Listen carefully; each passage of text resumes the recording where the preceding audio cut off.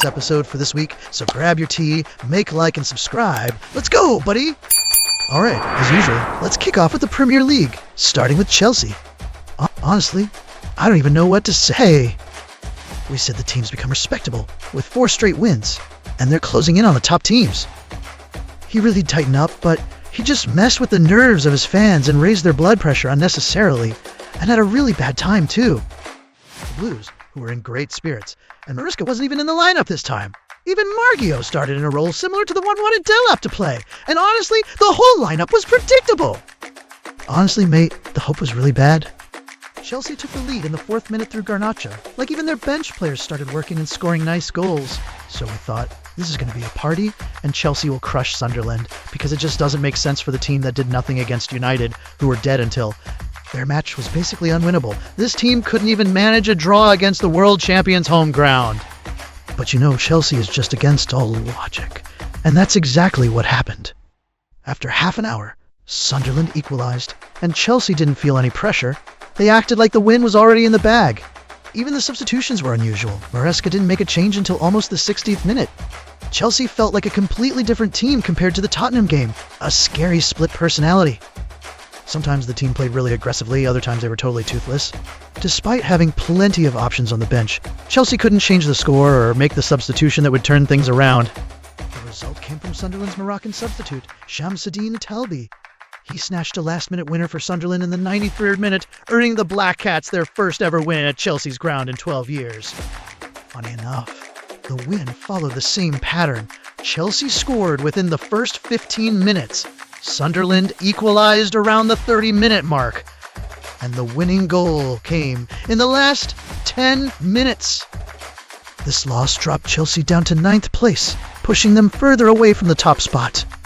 Sunderland reached 17 points, and with the referee's assistance, they're now 2nd in the league behind Arsenal.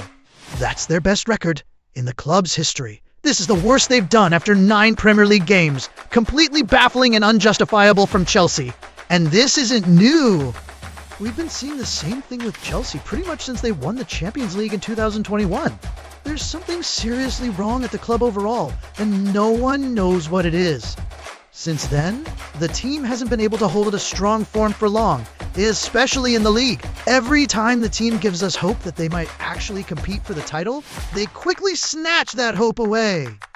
This version of Chelsea, winning a big trophy like the Premier League is almost impossible. They might have a shot in the Cups, or even the Champions League. The league?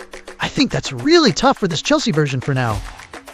Manchester United managed to finish the job at Old Trafford. Man United got their 3rd win in a row for the first time under Amorim.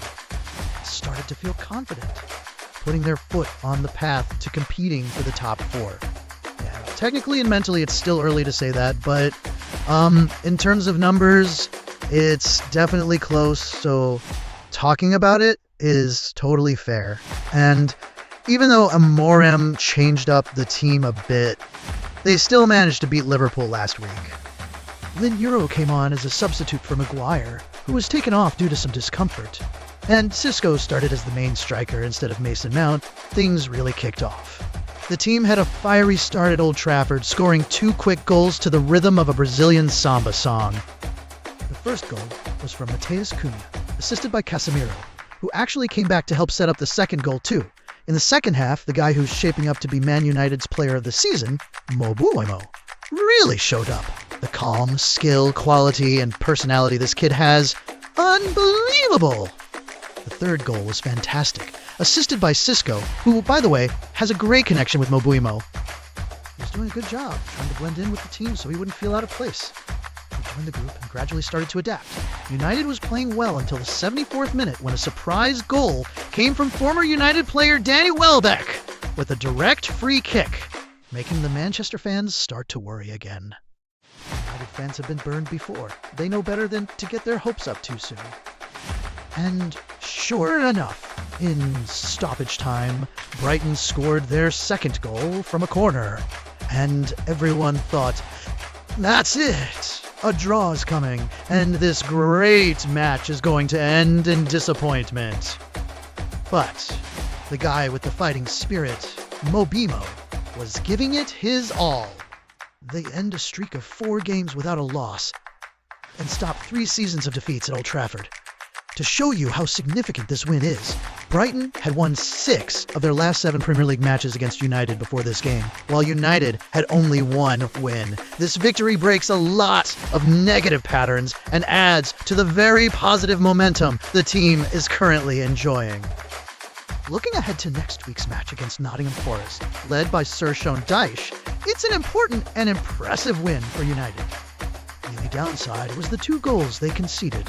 For the first time in about 11 months, United scored 4 goals at Old Trafford. Specifically, since December 1, 2024, when they beat Everton 4-0. By the way, that was Amorin's first league game with United at Old Trafford. There are signs that the team is moving forward overall, improving in style, spirit, and performance. And of course, as we always say, the most important thing right now is the results. If the results aren't positive, no one would even be talking. And you won't see all these positives for a while for United. I hope this good run lasts as long as possible, and we see Manchester United come back even stronger in the days ahead. Now on to the usual weekly segment. Just like there's been constant hype for Arsenal, now it's Liverpool's turn to be a joke. The team just lost their 4th Premier League game in a row. The first time since 2021, and the first time they've lost 4 straight matches in the first 10 games of a season in 31 years. I told you guys 2 weeks ago, Arne is busy breaking the club's negative records. I told you the loss to United, especially at Anfield, could be the start of this. This leads to consequences that drag the team into a dark tunnel. Arne loses the ball instead of sticking to the plan that won the Frankfurt match. Then it goes back to the other side, and he concedes a goal in the first 5 minutes from a throw-in right in front of a team whose coach is originally a set-piece specialist. So, you'd expect them to have this well-organized, but it just slips past everyone and reaches Ouattara, who, as usual, was marked by Kirkis. And Kirkis marking him means he's completely unmarked, which is why the score becomes 1-0 to Brentford while we're still just getting started. Then, all the old problems come back. Konate and Van Dijk aren't seeing Kirkis, and they don't know whether to defend or cross the ball. Mohammed Salah's all over the place, making mistakes left and right. And what I'm about to tell you is a whole other level of disaster. Right now, the best midfielder at Liverpool is Curtis Jones. McAllister hasn't played since the season started, Furt still hasn't settled into the system, and no one knows when he will. Gravenberch is injured, and Soboslai is more like a right-back this season than anything else. Basically, Liverpool's playing without a proper midfield this year. We're heading into some seriously weird territory, and all the chances being created are just individual efforts. At the end of the first half, Furtz lost the ball, and it went on a counter-attack to Kevin Sheedy, who burst through between Van Dijk and Konate. He's standing in the middle of the pitch, and Konate is literally just walking behind him, like I'm not exaggerating. His body language after the goal says this player's not mentally with the team. If the coach has any pride, Konate shouldn't be playing for a long time after Brentford's second goal. That was a total disaster by every measure. Then, by the end of the first half, Liverpool literally got a goal dropped on them from the sky. Pure luck, honestly. There's no doubt this luck was bigger than the fact that it was Kirkis who scored. Kirkis scored the goal, and he was the worst player on the pitch the whole game. And now there's a golden chance for Liverpool to come back. The second half started late because the referee got injured and was replaced by the 4th official who finished the match. But the strange thing was that the half began with Brentford still being the better team on the field, pushing harder to score their 3rd goal. Van Dijk continued his defensive mess, causing a penalty that actually led to Brentford's 3rd goal. Of course, Arne Slot decided to make some changes after things fell apart. Kirkis, Gakpo, and Bradley came off, and McAllister, Robertson, and Kiza came on. But honestly, nothing really changed. The only difference was a goal to reduce the deficit. The difference with Mohammed Salah is that we were really hoping to announce his return to scoring in better circumstances. Honestly, this loss has raised some questions we might want to think about. Especially when we see a bunch of former Liverpool players now playing for Brentford. Is Brentford's keeper worse than Mamardashvili? Is Vandenberg worse than Joe Gomez? Is Henderson, who's always coughing and struggling, worse than Curtis Jones? All these players are now playing for Brentford. And by the way, This is Brentford's third win this season against big teams, Liverpool, Manchester United, and Aston Villa. Also, aside from the former Liverpool players at Brentford, what about Kiza, who was once Liverpool's best player? Last month, he didn't deserve any chance as a starter, especially since there aren't many good players around, and we don't really see him at all.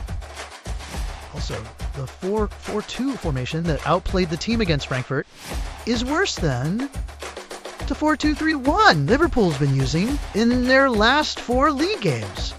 These are all questions we don't have answers to, and the only one who should have them is Arne Slot. But sadly, he probably doesn't know the answers either. In the end, we have to give credit to Coach Andrews, who managed the team after losing key players like Flecken, Bomo, Norgard, and Wassa.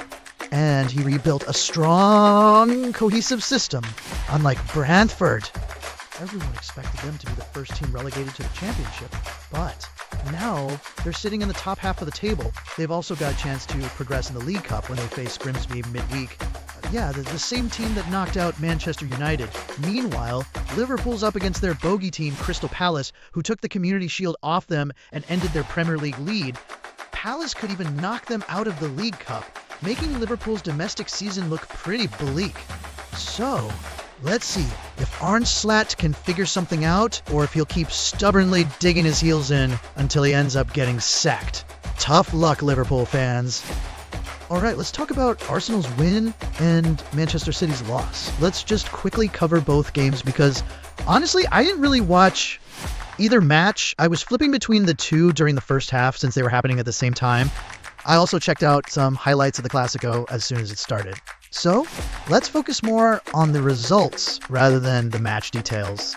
Arsenal is doing everything they can to win the league, but also, pretty much all their main competitors are playing into their hands. On the other hand, some teams are saying, hey man, we're competing with Bournemouth and Sunderland here, implying they're not really challenging Arsenal seriously. I really think Arsenal is going to be super close this year. Since the season started, they haven't dropped any silly points, which is the biggest strength of a team that ends up winning the league. The match against Palace was tight, as usual when Palace plays the big teams. We'll finish it off tomorrow for sure. Gabriel, even if he doesn't score, always sets things up. Easy score the winning goal for Arsenal.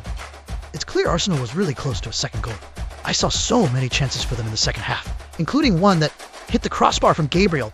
That guy's unreal. Seriously, he's making huge contributions.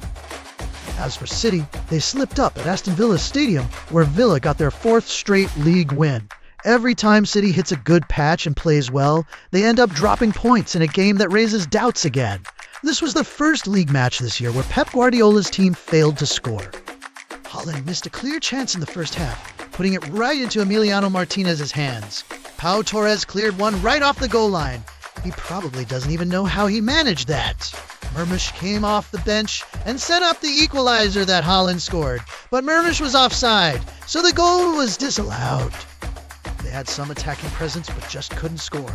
This loss drops City back to 5th place and continues their Villain Stadium curse for the 4th season in a row. Let's see how Pep rebuilds his team and whether they bounce back quickly from this defeat, or if it marks the start of a new rough patch for Manchester City. That's it, my friend. This kind of episode's like a quick summary for the week. I hope you enjoyed our analysis. If you want to continue more episodes like this, leave a comment. See you, buddy.